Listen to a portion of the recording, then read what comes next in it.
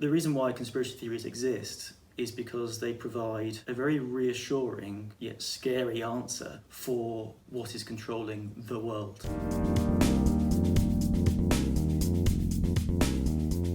I'm Tim Hill, I'm lecturer in marketing, and I study conspiracy theories. Now, conspiracy theories are simpler explanations that purport that evil forces and malicious people are working behind the scenes to change and control the course of world events. Conspiracy theories are particularly timely and relevant because we are living in a time of crisis.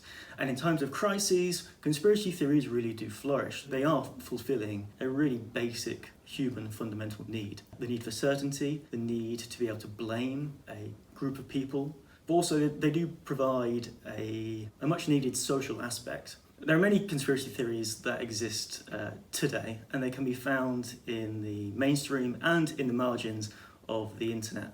If we think about the coronavirus pandemic, well, the first conspiracy theory that came out was simply that it was a bioweapon. Now, this bioweapon, according to different conspiracy theories, was either developed by the CIA or by China.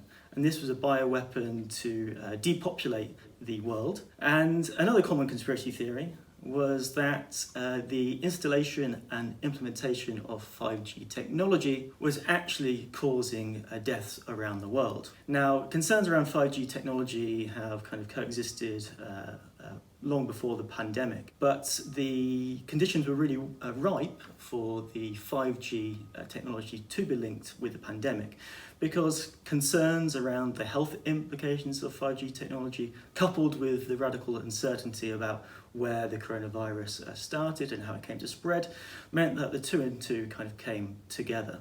We also see quite some more extreme examples of conspiracy theories, ones that are a lot more political, in which Bill Gates, in a way to make more money, has engineered the coronavirus so that he can profit personally from the vaccines that are rolling out around the world. Conspiracy theories are often harnessed and used by politicians, often on the populist right, as a means to delegitimize the media, as well as to harness the support of their political base. There is a very clear pathway from sort of radical skepticism towards institutions such as the government and scientific and medical expertise, to then questioning everything and then going down a rabbit hole in which you are questioning things such as the existence of gravity.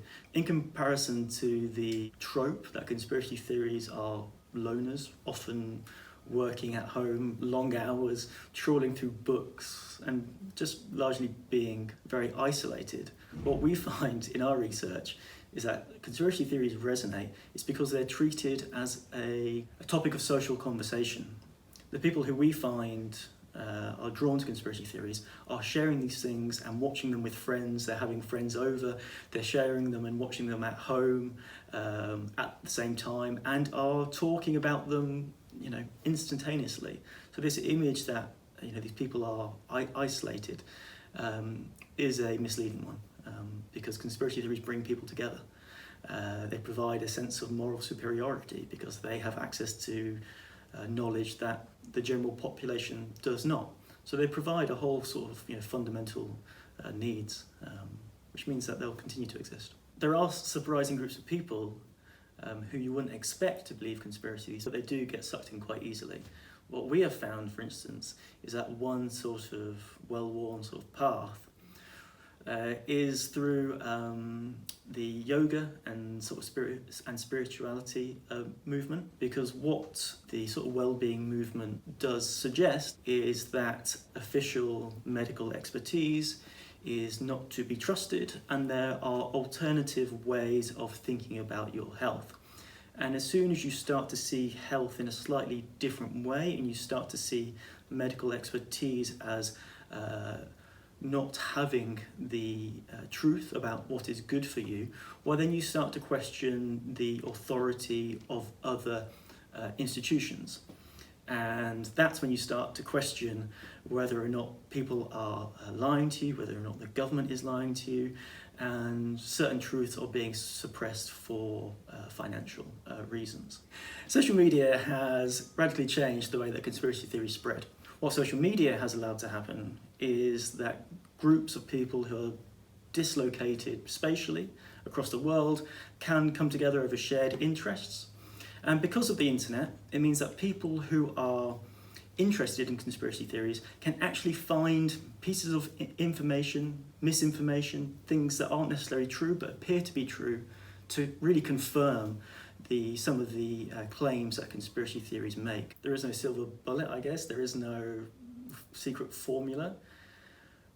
But what we do find is that there is a very clear pathway and a trajectory for people who express skepticism towards official versions of events and scientific sort of knowledge about the truth behind the coronavirus pandemic.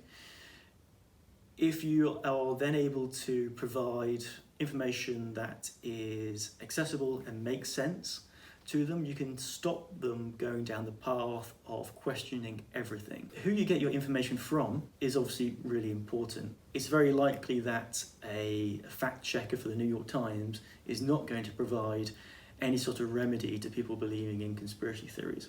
What we do know that can help is that talking to a personal doctor, talking to your GP, talking to people who are in positions of authority about the truth of particular claims or for their version of what is going on, does appear to provide some sort of remedy to people believing in conspiracy theories. That is because these people are representatives of particular authority and of particular institutions who are able to validate and disseminate essentially the truth of what is going on. Now, in my research, we are trying to study the particular situations in which people find conspiracy theories that really resonate with them. We're analysing patterns of situations, the emotions they feel, and the social environment to really understand, or to better understand, why it is that conspiracy theories really do flourish in today's environment.